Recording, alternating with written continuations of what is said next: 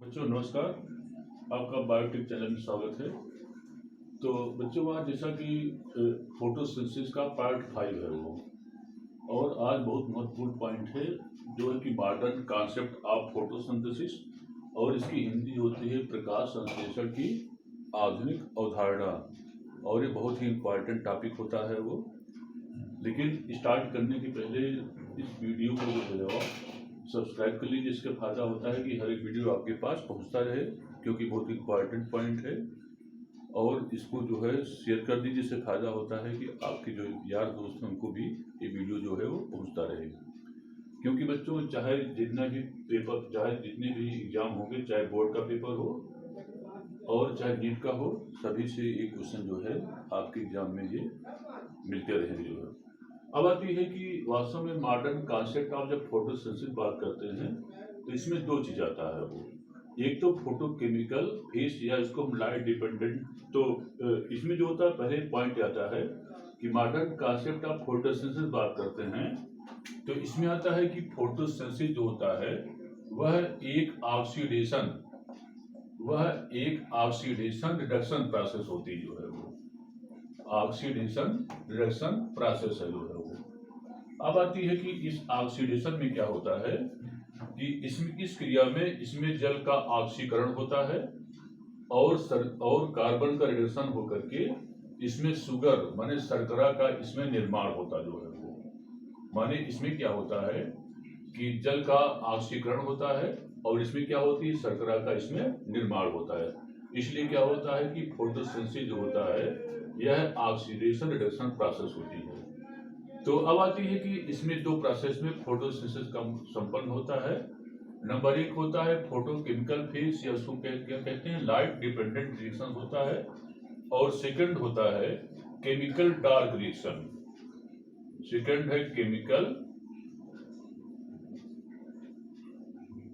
Chemical dark reaction, और इसको कहते हैं ब्लैक बॉन्ड, और इसको कहते हैं ब्लैक बॉन्ड रिएक्शन कहते हैं, और इसको कहते हैं पीसीआर साइकिल, और कहलाता है पीसीआर साइकिल कहते हैं।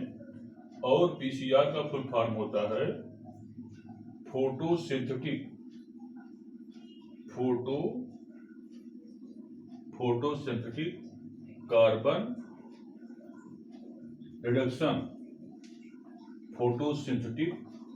कार्बन रिडक्शन साइकिल कहलाता जो है।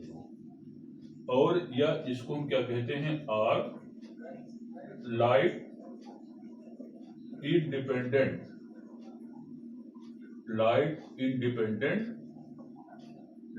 इंडिपेंडेंट रिएक्शन कहते हैं। अब आती है कि ये जो होता है, जब बात करते हैं फोटोकेमिकल फेज या लाइट डिपेंडेंट रिएक्शन की, तो इसके लिए जो होता है लाइट आवश्यक होता है वो, इसीलिए इसको हम लाइट डिपेंडेंट रिएक्शन कहते हैं। और इसका मेन जो सोर्स होता है वह सन की लाइट होती है। माने इसमें जो मेन सोर्स है वह सनलाइट होता है। अच्छा, अब आती है कि सनलाइट जो सोर्स होता है, इस केस में क्या होता है कि लाइट रिएक्शन में दो प्रोसेस होती है। एक को कहते हैं फोटो सिस्टम फर्स्ट कहते हैं, और सेकंड होता है फोटो सिस्टम सेकंड कहलाता है, जिसका हम डिस्कस करेंगे। अब इस केस में क्या होता है कि फोटोलिसिस ऑफ वाटर होता है वो। फोटोलिसिस ऑफ वाटर माने वाटर का जो है जल अपघटन होता है, जिससे कि हाइड्रोजन ऑक्सीजन निकलते हैं तथा इससे इलेक्ट्रॉन निकलता है। और इस केस में जो होता है दो चीज, एक तो एटीपी और सेकंड जो होता है एनएडीपीएच,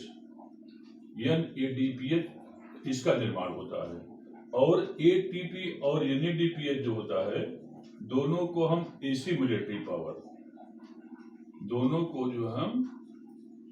मिलिट्री पावर या इसकी हिंदी होती है परिपाचन शक्ति, और इसको हम रिड्यूसिंग पावर भी कहते हैं वो, या जो है इम्यूनिटी पावर। लेकिन जो एनएडीपीएच होता है इसको हम रिड्यूसिंग पावर भी कहते हैं, क्योंकि ये जो डार्क रिएक्शन होता है उसमें कार्बन के रिडक्शन में क्या काम करता है, ये हेल्प करने में काम करता है वो।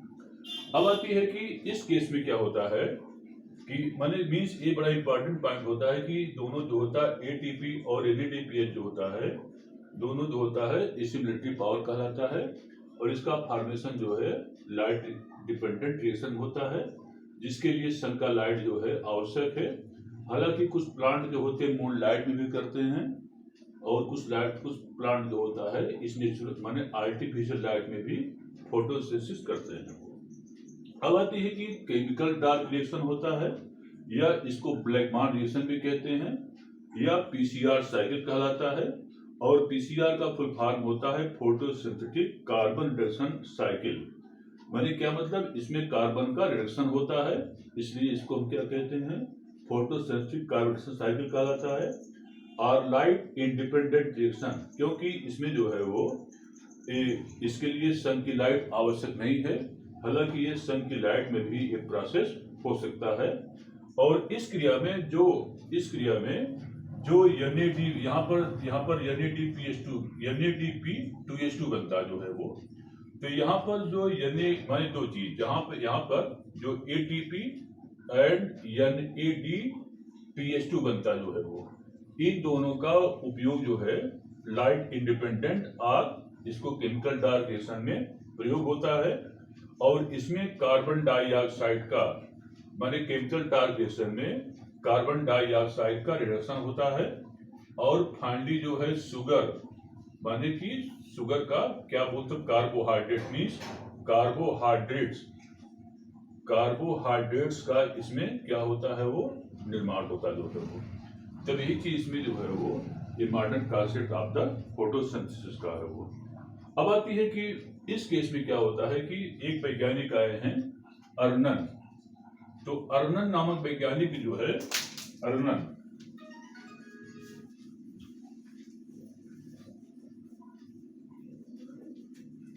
नेक्स्ट आता है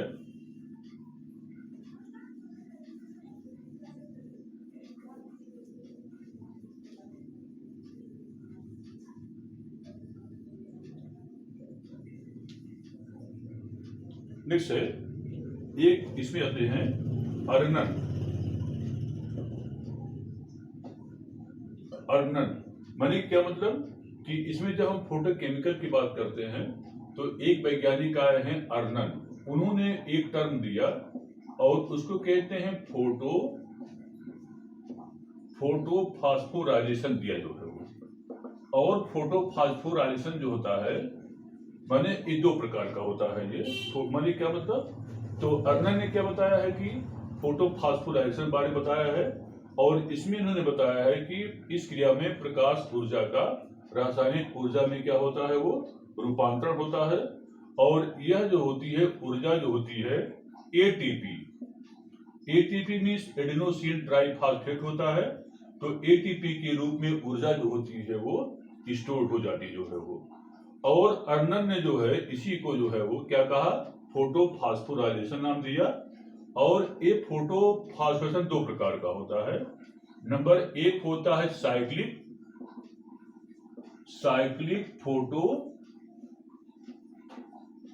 साइक्लिक फोटो फास्फोराइलेशन नंबर 1 होता है, और नंबर सेकंड होता है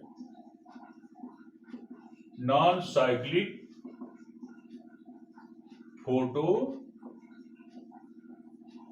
साइक्लिक फोटो फास्फोराइलेशन। माने इसमें दो चीज होता है जो है वो, नंबर 1 होता है साइक्लिक फोटो फास्फोराइलेशन जो कि चक्रीय कहा जाता है, और सेकंड होता है नॉन साइक्लिक फोटो फास्फोराइलेशन जिसे कि अचक्रीय फोटो फास्फोराइलेशन कहते हैं वो। अब आती है कि इसमें क्या होता है कि जब आगे बढ़ते हैं तो बच्चों नेक्स्ट हेडिंग आती है, नेक्स्ट हेडिंग, और उसकी हम बात करते हैं जिसमें होता है टू फैक्ट्स। नेक्स्ट पॉइंट आता है,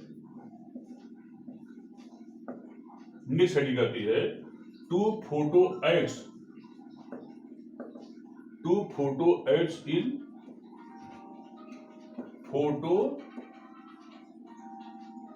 फोटोकेमिकल फेज।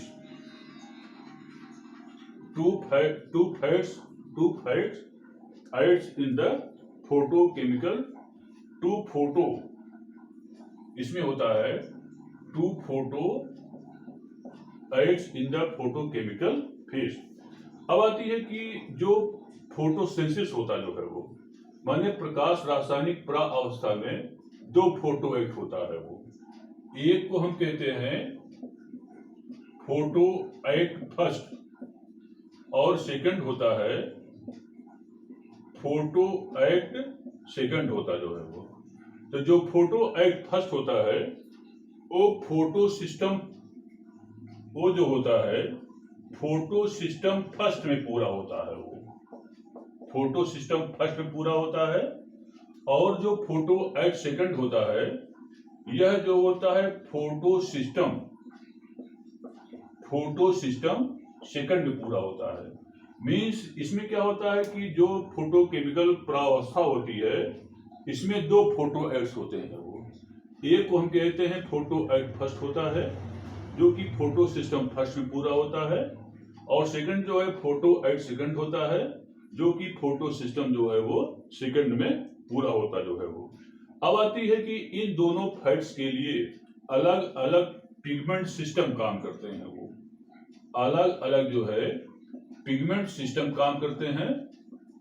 पिगमेंट सिस्टम जैसे जो फोटो सिस्टम फर्स्ट होता है उसके लिए जो होता है P700 पिगमेंट सिस्टम काम करते हैं, और जो फोटो सिस्टम सेकंड होता है वो इसके लिए P680 या 690 काम करता जो है वो।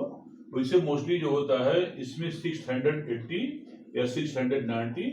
तो P मीन्स यहाँ पर क्लोरोफिल मालिक मतलब क्लोरोफिल है वो क्यों, और 700 मतलब होता है कि 700 वेवलेंथ से मतलब है वो, क्योंकि सनलाइट से जो फोटॉन आता है वो, तो फोटॉन क्या होता है, फोटॉन जो होता है ऊर्जा का छोटे मतलब पैकेट के बंडल होते हैं जिसमें कि अलग अलग वेवलेंथ वाले जो होते हैं वो किरणें होती हैं वो, जिसमें कि जो 700 वाला जो मतलब क्लोरोफिल होता है इसको पी मीन ऐसा क्लोरोफिल मॉलिक्यूल है जो कि सबसे बड़े आकार का है ये।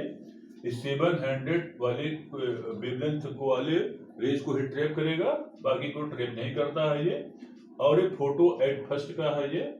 और इसी प्रकार से जो P680 और 690 वाला होता है ये जब फोटॉन से जो वेवलेंथ आती है उसमें जो क्लोरोफिल मॉलिक्यूल होता है उसमें 680 को ट्रैप करेगा, या कभी कभार जो होता है 690। वैसे देखने में आता है कि मोस्टली जो होता है 680 वाले को ही वो क्या करता है वो ट्रैप करने का काम करता जो है वो।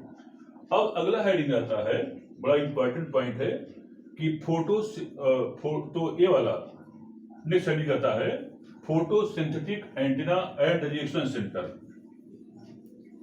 नेक्स्ट हेडिंग है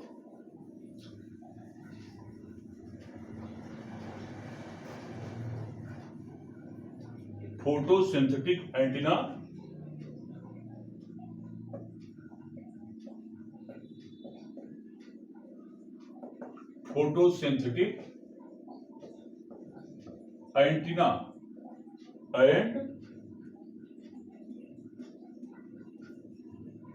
एंड रिएक्शन सेंटर। तो फोटोसिंथेटिक एंटीना जिस प्रकार से एंटीना होती है माने जो कि टेलीविजन मतलब टावर पर जो कि आकाश मतलब दूरदर्शन लगे होते हैं और आवाज को कैप्चर करती है वो, तो वही काम एक फोटोसिंथेटिक एंटीना का भी होता है उस प्रकार से। और रिएक्शन सेंटर माने क्या मतलब कि जैसे मान लीजिए कि जिस समय फोटॉन की लाइट पड़ती है वो माने कि जो सनलाइट पड़ती है तो क्या होता है कि एक रिएक्शन सेंटर होता जो है वो एक्साइट होकर के इलेक्ट्रॉन को उत्सर्जन करता जो है वो। जिसे मतलब कि मान लीजिए कोई कहीं से स्पीक दे रहा है लाइन वगैरह बैठ करके तो आवाज आपके ट्रांजिस्टर तक सुनाई पड़ता है वो। क्यों ऐसा होता है, मतलब एंटीना माने टावर होती है, एंटीना वही जो होता है कैप्चर करके आवाज को आप तक पहुंचाने का काम करता है।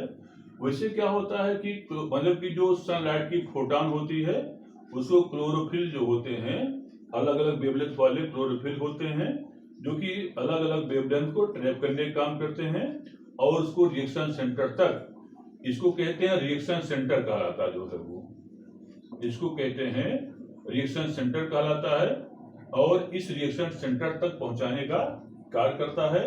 और ये रिएक्शन सेंटर जो होती है एक्साइट होकर के यानी कि इलेक्ट्रॉन को क्या काम करती है, वो मतलब कि पहुंचाने का रिएक्शन क्या करती है, इलेक्ट्रॉन जो है वो एक्साइट होकर पहुंचाने का करती है। बच्चों धन्यवाद, आज की इतना ही पर्याप्त है। धन्यवाद, लाइक कर दीजिएगा।